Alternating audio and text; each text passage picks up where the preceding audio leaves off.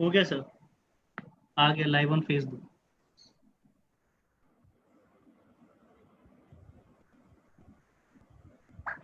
Should we start? Can we do the Zoom recording also? No, we don't need to. It will come automatically. It will get recorded on the FB. It Okay, will remain forever. It has okay come sir. live, right? Right sir. Good evening, everyone. And today we are here on the occasion of World Autism Down Syndrome Awareness Month. That we, the Haryana chapter of occupational therapists, thought of discussing, connecting with people, parents, and professionals about Down syndrome. I, along with Rajiv Khanna and Pulkit Joshi, and all OT community, would like to invite and welcome Dr. Ashish Sahani. Dr. Sahani is a well-known developmental pediatrician. He is a very, I should say, a friendly neighborhood doctor. I'm very touched by the way he is so grounded and so connected to the masses, and he has an immense love towards academic aspects, about dissemination, about research work, and also sharing his thoughts and knowledge with others. I had the privilege of doing more programs on ADHD with him, and today we have him for the Downs awareness as well. Thank you, Dr. Ashish, from the entire OT fraternity. I would now invite Rajiv Khanna and Pulkit Joshi to please start a presentation on Down syndrome. And thereafter, we would take up some specific questions from the viewers, or we will have our own discussion. Rajiv and Pulkit, you may please start. Sure sir.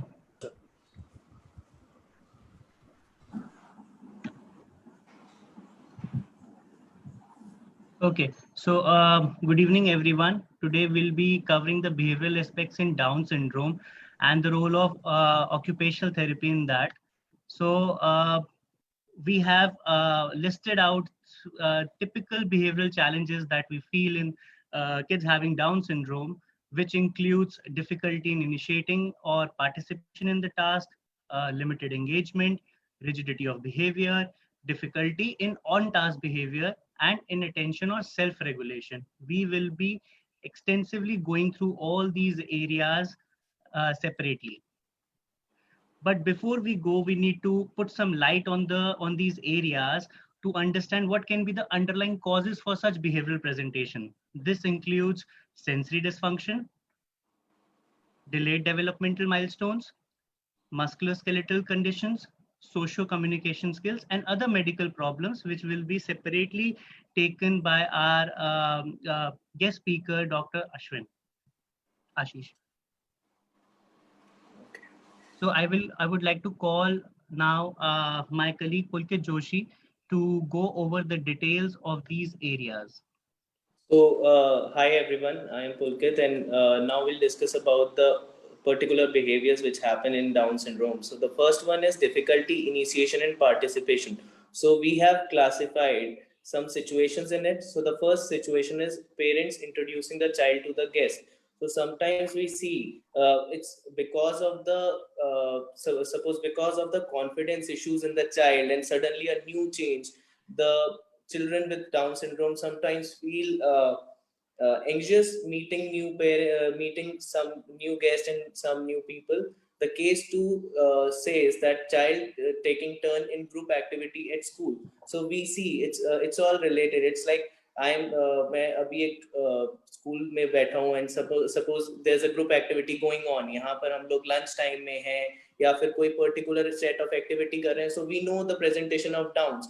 वो activity हो सकता है it's too challenging for me, suppose because of my physical abilities I can see कि ये थोड़ा सा difficult हो रहा है. So I cut off my self from that particular situation. वहाँ इनिशिएट करने में मुझे थोड़ा डिफिकल्टी हो सकती है. Same goes while sharing that meal time with the peers. यहाँ पर भी इनिशिएशन में बिकॉज इट्स अ ग्रुप, यहाँ पर थोड़ा हो सकता है क्राउडेड भी हो, थोड़ा सेंसरी एक्सपोजर का भी इशू आ सकता है. It's too crowded, I don't like the sensory texture and all, everything is there.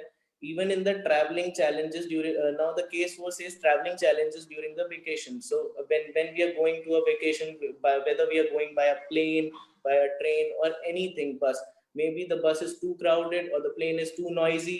So everything, it's related to the auditory sense, maybe the vestibular sense, even with the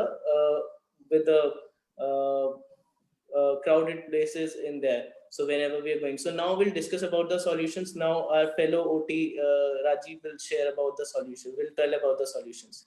Yeah.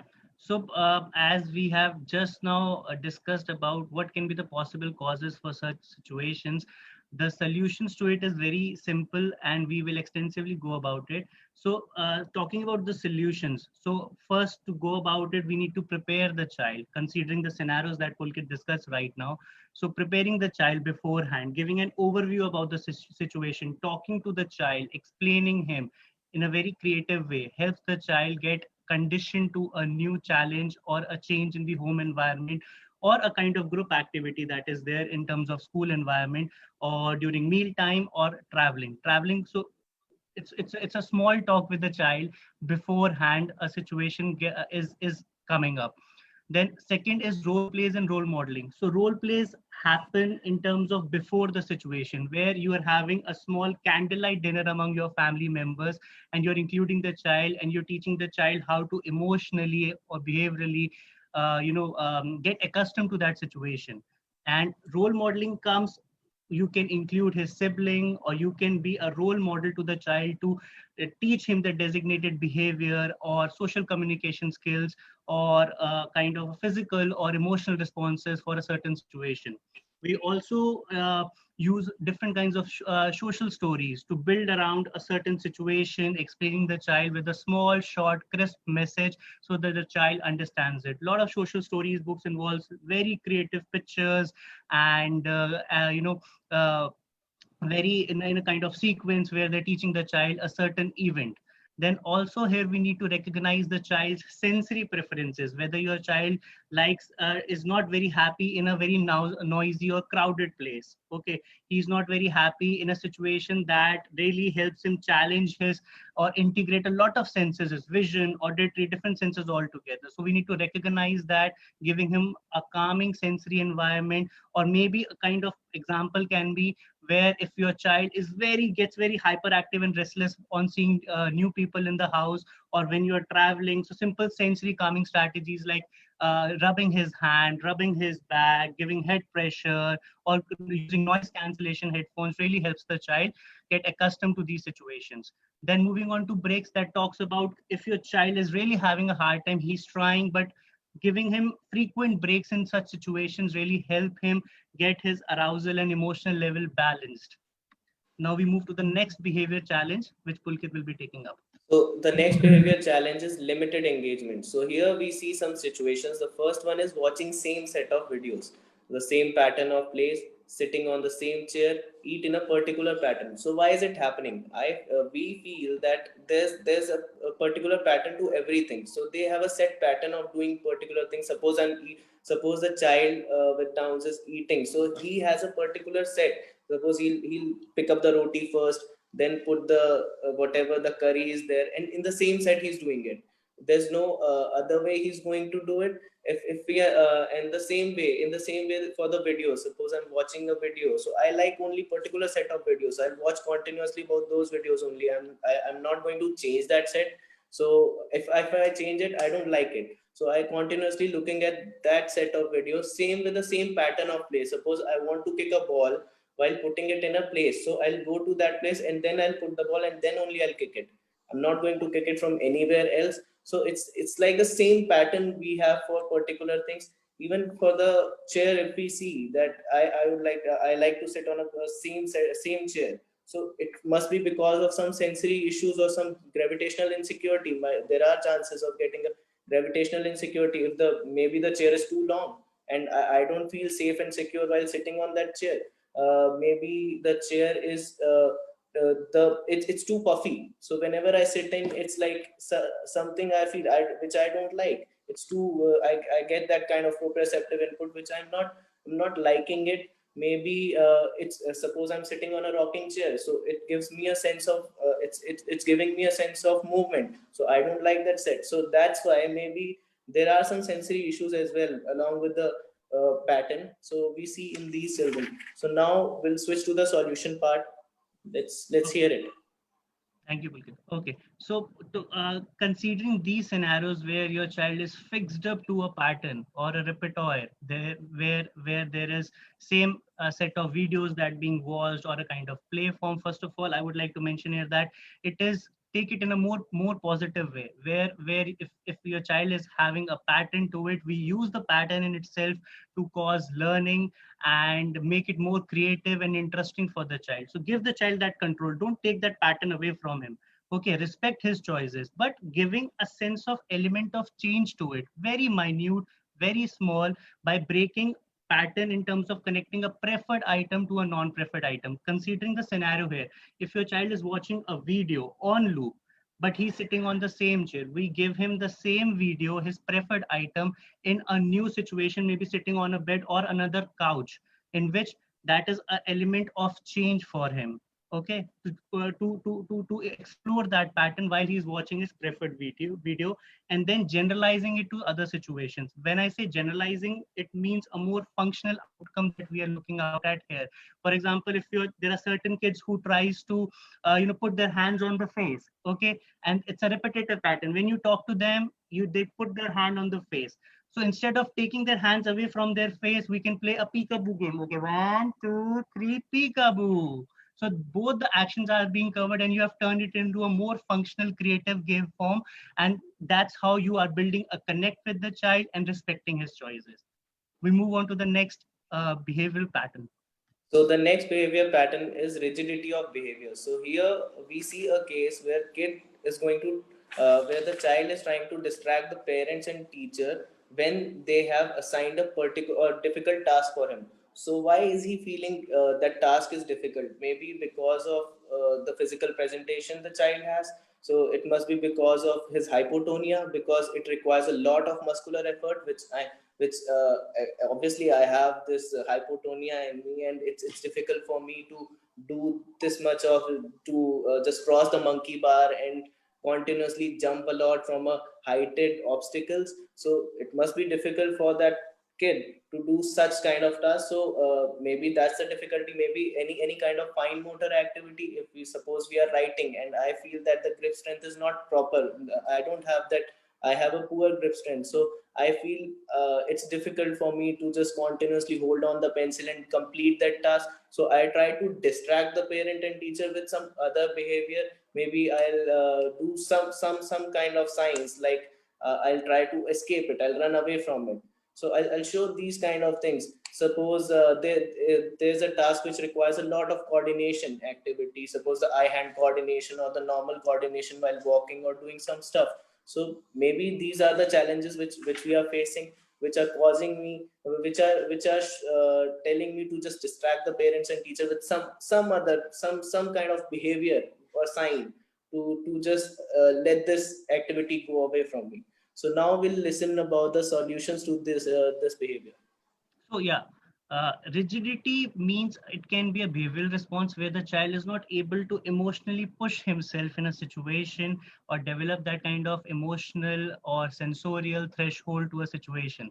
So it can be this kind of presentation, or it can be a situation where there is a physical limitation in terms of the muscle tone, in terms of the strength, in terms of achieving those developmental milestones in terms of gross, fine motor, or your executive function. So if the child is not getting that support internally, he might show rigidity because he's not able to sail through that situation or an activity or a demand that has been put up. So we use these strategies in terms of environmental adaptations and work simplification. So when I say environmental adaptation, we put something in the environment that can make the thing easy for the child. Just to quote an example, if the child is having difficulty in brushing activity where he's not able to brush the teeth nicely or move the brush inside the mouth. So a adaptive device can be in the form of an electronic Oral-B toothbrush where he's putting that in the mouth and that is moving in itself. So it has reduced the number of actions that is there in terms of challenge of the task. So environmental adaptation, we use adaptive devices or something that a new element that can help the child accomplish that task in an environment. By work simplification, we mean here that we are simplifying the work, we are breaking the task, we are reducing the number of steps that are involved in the task. For example, if your child is you have given a task of taking a heavy ball and moving from point A to point B. If your child is not able to do it throughout the course, maybe 10 steps, maybe 5 steps, or maybe going it halfway or reducing the demands of a task. And if there's a certain task that involves upper extremity strengthening, your shoulder strengthening, it is not required that the child is only standing and doing it. He can sit and do it if that makes it more comfortable and easy for him, because the center of area, the center of the goal objective that we are focusing here is shoulder strength. So that's how we simplify the work. uh, in terms of motivation and self-regulation, we mean to build that emotional threshold. Once your child builds that emotional threshold, and a hampering factor to it can be his sensory needs. If your child is very restless, he's not able to integrate his senses in terms of his vision, touch, auditory, then we need to give him a balanced sensory diet to make himself integrate those senses so that he develops that emotional threshold and he's able to accomplish that task. By contingency review, I mean we need to remind the child. We have to link the task to a certain goal or a preferred item that he is wanting out of a task. For example, we always remind when the child is getting into rigid behavior, he has flopped, or he has stopped doing the activity. We tell the child, okay, remember, you are earning this out of this task. Or for example, you say, okay, first work, then iPad. First work, then you can have your favorite swing. First work, then you can have your favorite edible after doing this task. So that is contingency review. You're reviewing the whole process in a very short, crisp way to the child. Then limit setting. When I say limit setting, I mean clear set of instruction and boundaries given to the child. Okay, you do this task for 2 trials at this much length, and then it is done. So giving a clear picture, understanding the needs, understanding the abilities of the child in a given situation, so that we don't over challenge him also. We move to the next behavior now. So the next behavior is on task behavior. So it's like, suppose somebody has assigned a task to a kid, and now I see the case one says that there's a lack of connect. So suppose now we are sitting in this webinar, everybody is connected to us. You are listening to me, I'm listening to you. So somewhere we are mentally connected. But we see in Down syndrome cases, whenever there's a task assigned to them, they sometimes lack this connect in them, and they try to not to just, they are not oriented what the person is saying. Sometimes the orientation is not there, the proper cognitively we are mentally not there. So we see these kind of things. The next case says escape from the word demand. So here they try to escape from the work. It may be because of the challenging task, because they want to do it, maybe they don't like the task. Other thing says that difficulty understanding command. So here what we are trying to say is, suppose we have communicated something but they have not conceptualized it. It's hard to conceptualize a thing what is being told to them.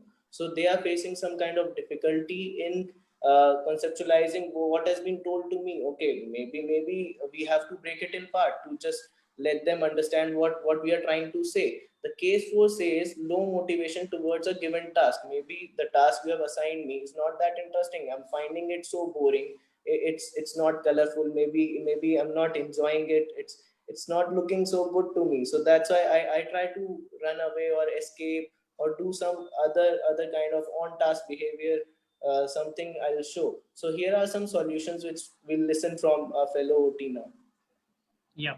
So basically, being on task behavior is that what are the factors that can help our kids be on a task with a better inner drive, with a better sense of participation, actively involved in the process of that activity.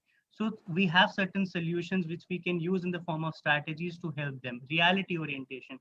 Even are they even connected to the reality of the task? What are we doing? How we are doing it? What is the process? What is the pattern to it? So orienting them through communication, orienting them through exploring those equipments beforehand you begin a task. For example, if I want to prepare a child of doing some fine motor activity with the therapy, I let the child play with therapy for certain duration, say 5 minutes, 2 minutes, and so the child better gets oriented himself to a certain activity or a situation.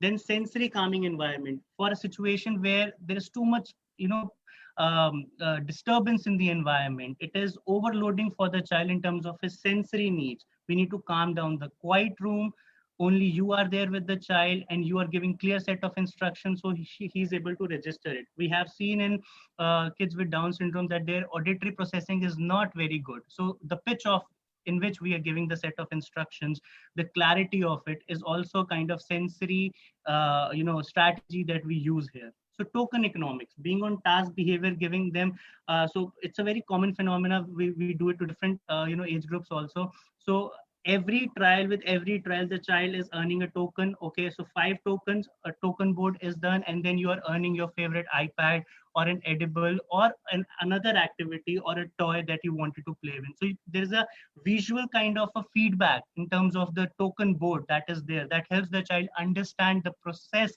of executing and getting involved in that game form or an activity. Then that next is matching task reality with abilities, which is a very important point. We don't over challenge where this is the prime role of us as a therapist, as a parent, that we don't need to over challenge the child. We need to give the right match, the right kind of challenge depending upon their abilities. And how we do that, we first begin with the task by taking a baseline data to it, a starting point to it, where we can understand that this is where the child is at present, and that's how we can develop a mental plan of action in our mind to go about a situation. Then backward chaining, it's a very common thing where if a task has 10 steps, so 8 steps are done by you, and the final last 2 step or the final last step is done by your child. That really helps him achieve success in an early way, so that he gets more motivated in accomplishing or initiating or getting involved in that task. We move to the next behavior now. So the next behavior is inattention.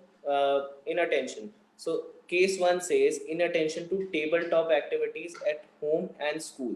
So basically, whenever we have, suppose my mother has assigned a work to me, like while eating, we can see that kids with Down syndrome, sometimes they get inattentive, and they get distracted from the while eating food. They try to run away or do any kind of, they show any kind of inattention thing there. So when we see that maybe they're facing difficulties while eating, or it's because I'm struggling with the spoon and the fork thing. Maybe that's what distracting me to while doing the main functional aspect of it. Thus case even while in the classroom while writing, I'm still struggling while holding the pencil. That's distracting me with doing the work the teacher has assigned me. The same thing now will go to the next case, difficulty sitting behavior. So difficulty sitting behavior, we see that kids with Down syndrome, they are not there. They continuously move around. There's a distraction in them. They continuously they just want to get up from the place and move around, just around the classroom or in the home, continuously jumping around, playing around.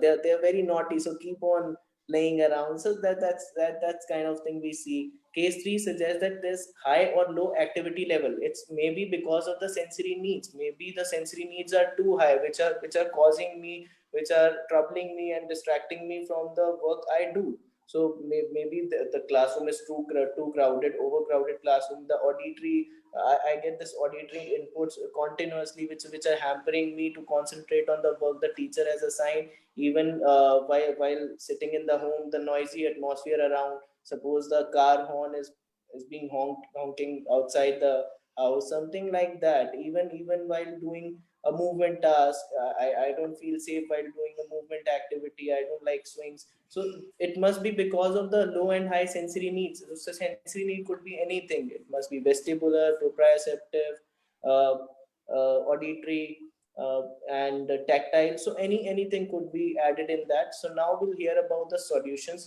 to the situation. Yeah. So basically, inattention or self-regulation, when your child is not attentive, either the stimuli or the activity is not too reinforcing for the child naturally, or he is having some internal neurophysiological needs in terms of the sensory needs of the child. That's how he is not able to attend to a given situation. So we work around these two areas to make it more interesting and make the child get more involved in the process.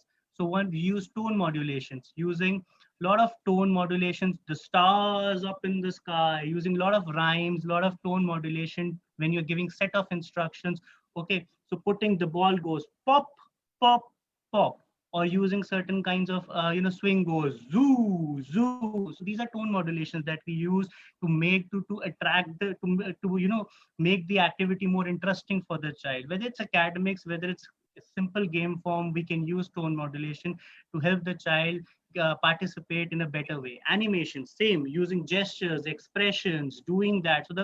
So even following through the developmental process, we learn the kind of language and communication skills. So expressions and gestures are the foundation to it.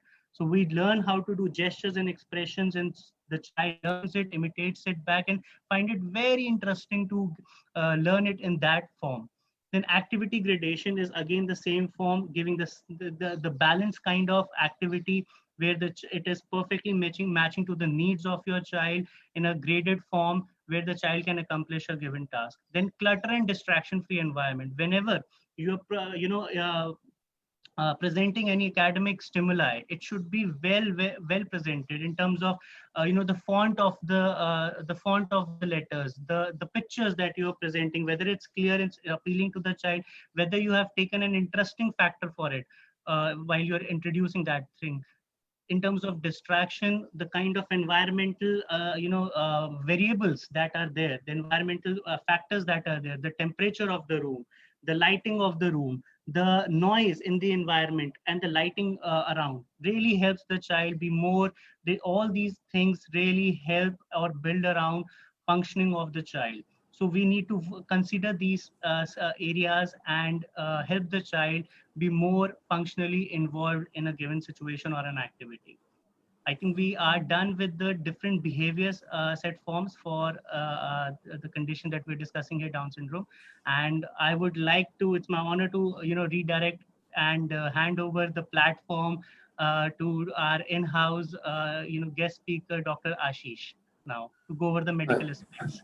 And also following that, we will be covering or taking your question answers on the respective topic that we have discussed. Thank you. Thank you, Rajiv. Thank you, Manish, for a very great introduction. I don't think so I deserve it anyway. And thank you for sharing a platform and giving me a platform with Rayana to just highlight some of the medical problems. I think a lot of us are into Downs. We see them day in and day out. OTs, obviously, pediatricians also. In fact, from the day we take a delivery, we know it's Downs or whether it's not Downs. So look at the incidence. It's still something like around 700 deliveries happening per 1 lakh births. It's a large number. And looking at the number, in spite of the fact that there is a huge improvement in the antenatal diagnosis now than it was, say, a few years back, we still keep on seeing Down syndromes. But on the other hand, if you look at the positive side, I have some data with me which shows that the life expectancy of such children has improved tremendously.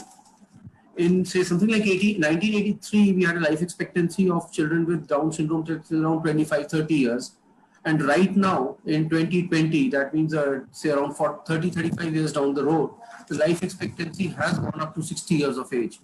So a lot of credit to medical personnel, to health professionals like you, the occupational therapists, who make life much more easier for them, life easier for their parents who are now able to look after them. Any questions? First, I would like to answer them, and then I would carry on with any of the medical, with all the medical complications that can happen.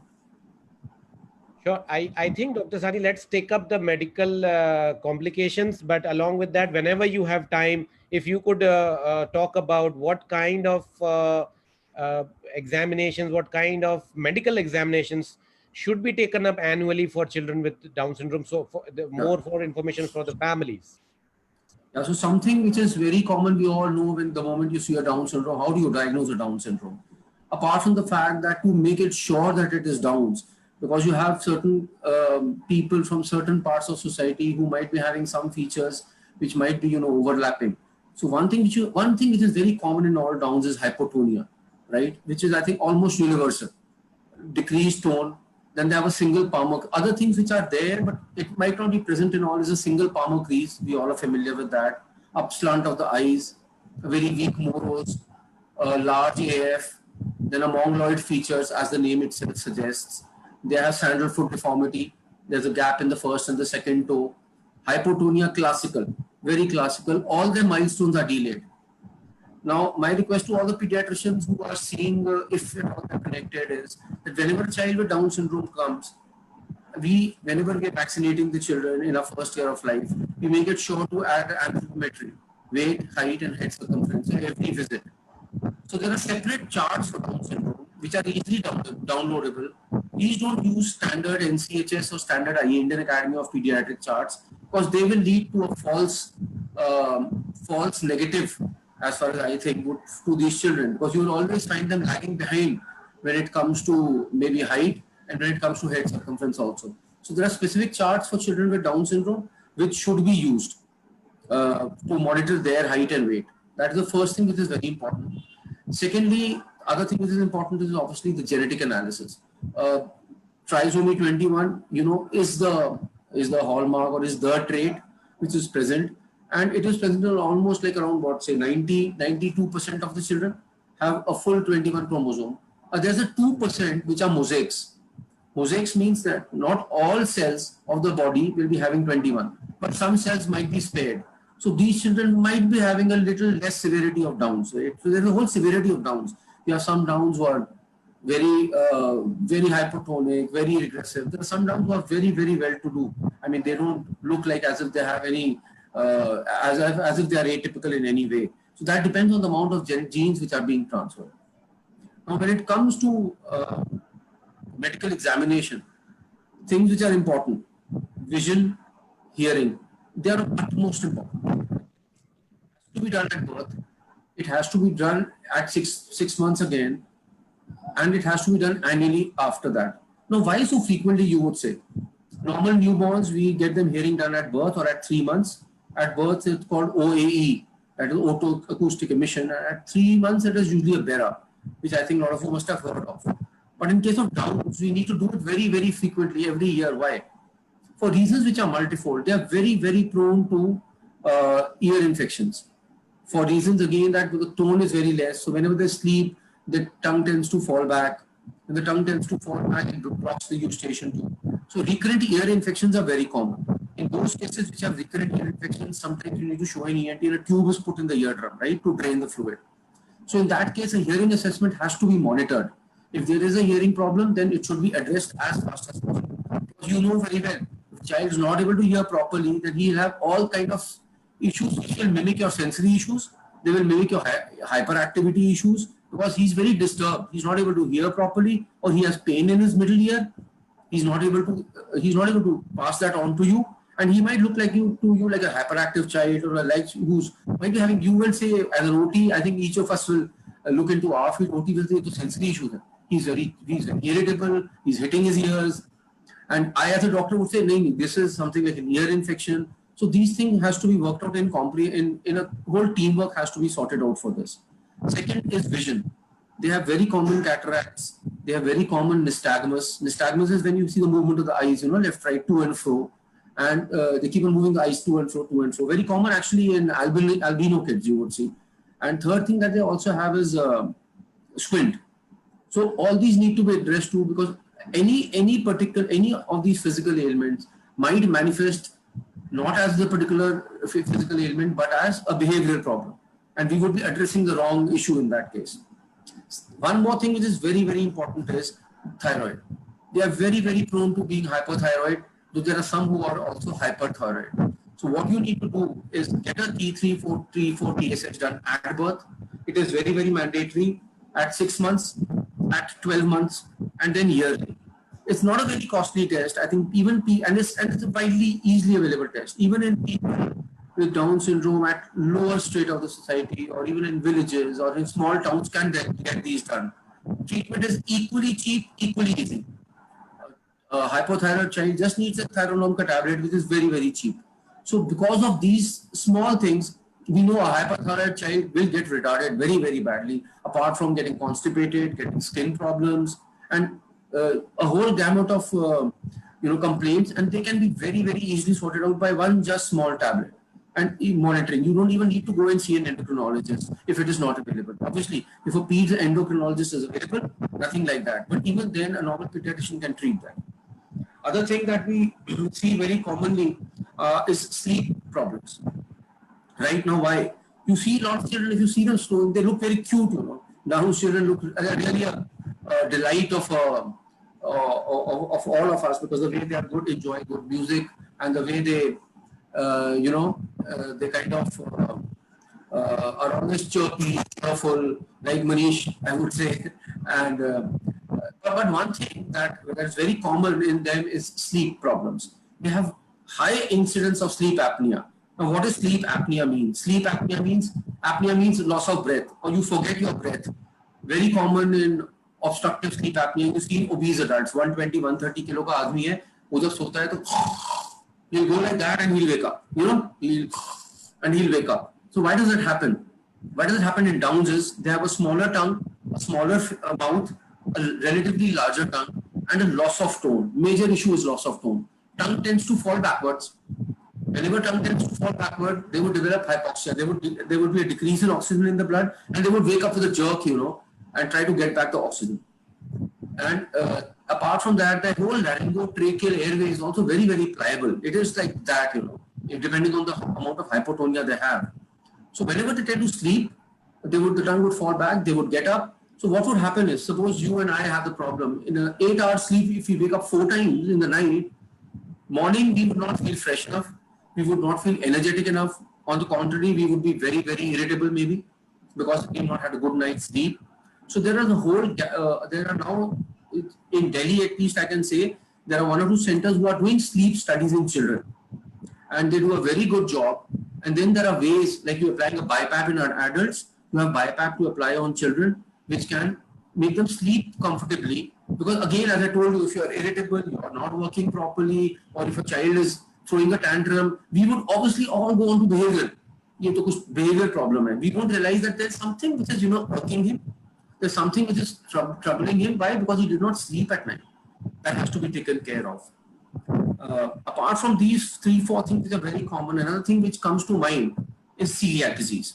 Celiac disease means they have a high incidence of wheat intolerance, or as you would say, gluten hypersensitivity. Not only wheat, rye, bajra. Now, in the whole of Haryana, UP and Delhi belt and Punjab belt, we're all wheat eaters basically. I mean, I don't know whether this is being aired down south, I don't think so. So they are basically rice eaters. So over here up north, we are very, very, I mean, I'm sure a lot of you would have heard your grandmother and your grandfather and your grandparents saying, जब रोटी नहीं खाई तो इसने बच्चे ने कुछ नहीं खाया. Rice has no importance, But the problem with rice in these children is, I have one child admitted with me right now, came with gluten celiac crisis. Parents were not ready. He's there still in my ICU. He's not ready to accept. The parents were not ready to accept that wheat's allergy exists. Child was put on gluten. He landed up with dehydration, loose stools, stomach bloating up, anemic, kuch lag hi nahi raha tha. Whatever he was taking was not being utilized by the body. He became anemic, he became bloated up. He's just 11 kgs at 4 years of age, just imagine. So same is very common in Downs. Then a very small blood test of TTG, IgA and a total IgA will help us point out if the child has gluten or celiac disease, gluten sensitivity. Usually we do this in Down children at 3 to 4 years of age. If this shows a doubt, yes, there could be, then an endoscopic biopsy is needed. But this can be very easily taken care of by avoiding wheat. And now we have gluten stores in a lot of towns and cities of Delhi and Bombay and the metros at least, where you get gluten-free food. And so it can be very easily taken care of. But these are some of the things which are important when it comes to a child with Downs. But I had another question, and this is more from the perspective of therapy as well, that we kind of observe very frequently. I was wondering whether there is any data or anything on how Down syndrome and ADHD could be involved together, because we the kind of functional problems that we see in children with Down syndrome is frequently inattention, restlessness, or not sitting in the chair, and classroom behaviors are the ones which are more of a problem. I was just wondering whether there is something about ADHD and Downs together. Yeah, there are studies which are showing a huge correlation. There's one study which I just went through 2 days back, which showed a 43% incidence of ADHD in Downs. But the point is, especially for therapists, I mean, like you, because we as doctors would not be looking at the behavioral problems, we'll be looking at medical issues more.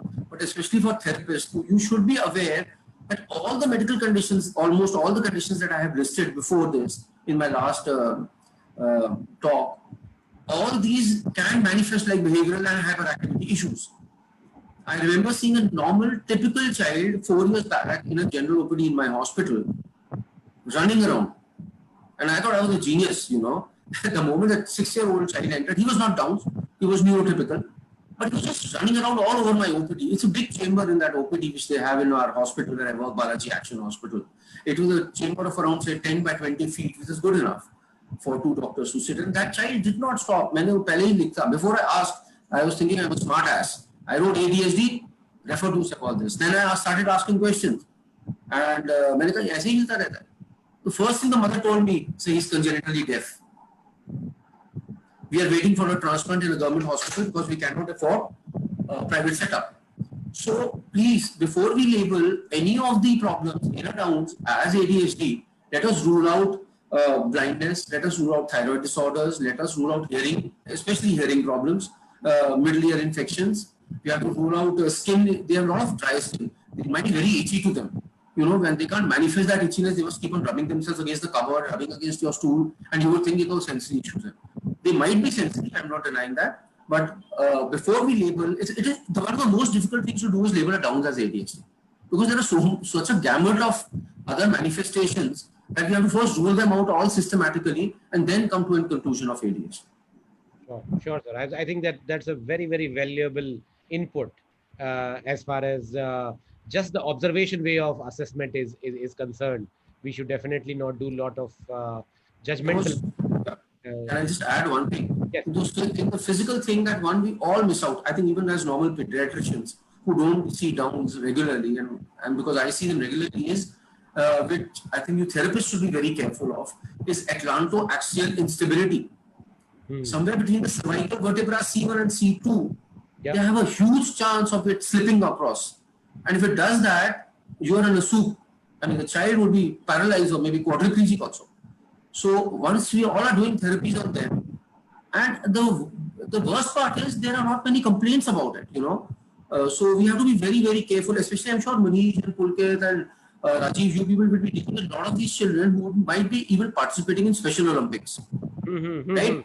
So you have to make sure that this instability is not there. So how would it manifest? It would manifest like maybe neck pain, pain in the neck. It might manifest as urinary and bowel complaints because that C1, C2 compressing on the spinal cord will cause a lot of these complaints. वो mother कहेगी कि इसको control नहीं रहता है, पहले तो था control, अब क्या हो गया? We don't understand. Or he has an urge to defecate again and again. Or if he's having any weakness, if he's suddenly turned wobbly, you know, ये चलते चलते गिर रहा है, his tone is not good. Apart from the fact that he's a hypotonic kid, obviously, but has to be very sure that we are not missing any atlantoaxial instability, because then it's an urgent referral to an orthopedician. There is no point waiting at all and no point trying any therapy, I would suggest. Straight away send them to there so that they first stabilize the cervical spine. And especially the children are a little more better one who can run around and who can participate in some kind of an athletic activity. So they have to be very careful. Sure, sure. We do have 2 minutes more, Dr. Sani, and I have a question on the FB Live from Purnima Badole. And the question, I think, is not just covers up Downs, but overall. And she's asking, sir, why are we lacking early intervention? She means referral for early intervention. I would say that because she follows up with saying that why we see many pediatricians not suggesting early rehabilitation. Instead, a lot of times the parents are told to wait, maybe say up to 3 years of age. Parents say, "Thoda wait karo, dekhenge, आगे देखेंगे कैसा होता है."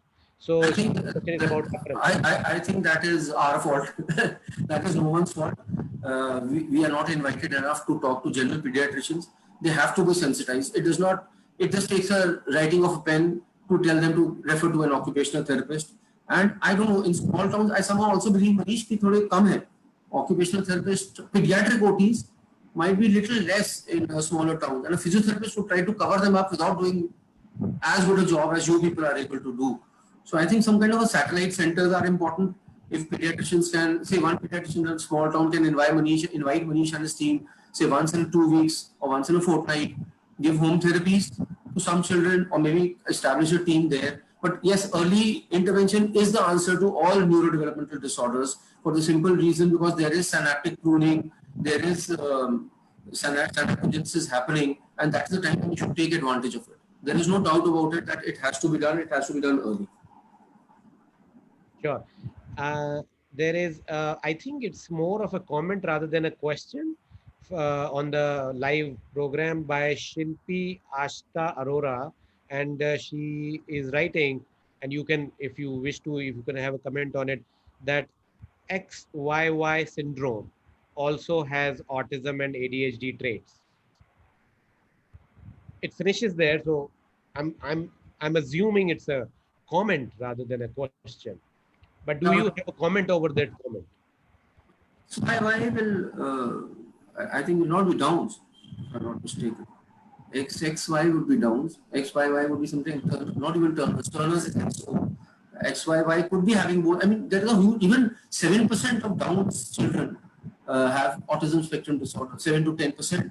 So it is not as if a standalone Downs will not be having ASD. It would be having. I think that's a good comment. I know Shilpi well. She's right now based in Australia, and she was with me in Balaji for some time. One more. Do we have 1 minute or so? Yeah, we do. We do have. So one more thing which I missed out, and I always was very fond of it. I was telling to Manish that my wife being a dentist, although I still don't see many Downs. Something very important is dental hygiene.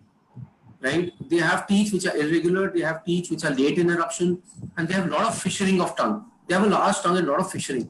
So it's request to mother or maybe even to you therapists, whenever they come, just make sure brushing is done as I think Rajiv was telling us about an Oral-B brush which works on its own. Maybe tell them to clean the tongue also in the same setting. Maybe with the same toothbrush, you don't need a separate tongue cleaner, because they tend to have a lot of fissuring से dryness हो जाएगा, fungal infections हो जाएंगी. The child will again start turning cranky and behavioral. So I think that is another area, very, very important area, is this oral hygiene. It has to be, be taken care of. And unfortunately, I don't see any Downs coming to my wife or to any dentist. I've been talking to dentists who are my wife's colleagues. Occupational therapists तो फिर भी कर लेंगे. I think dentists के पास कोई भी नहीं जाता. None of them have any, and I think tomorrow if someone comes to my wife, I'll also have to work out a protocol first of what to do about it. Because there are a lot of incidences of caries, and they have very irregular teeth, very erratic tooth eruption. It does not happen like normal also. So dental hygiene has to be taken care of. Yeah.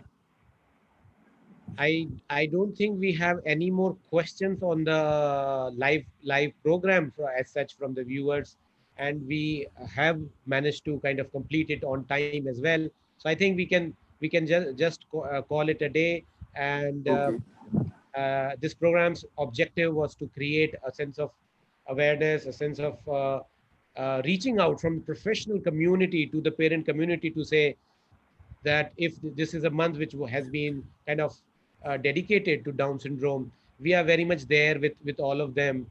We are here to support them, and we did this program. And I again thank Dr. Sahni to take out time from his OPDs and other busy schedule for this kind of a voluntary program. And I'm sure any of the families who would be live now or who would be able to listen even after this program is over, the program will be available all the time on the Facebook, and we are going to also put it on the YouTube channel of Haryana Chapter of IOTA as well. So this program will not just end at this moment. I'm sure this is going to reach out to so many other families.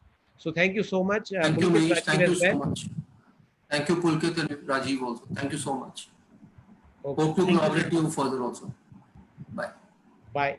Sir.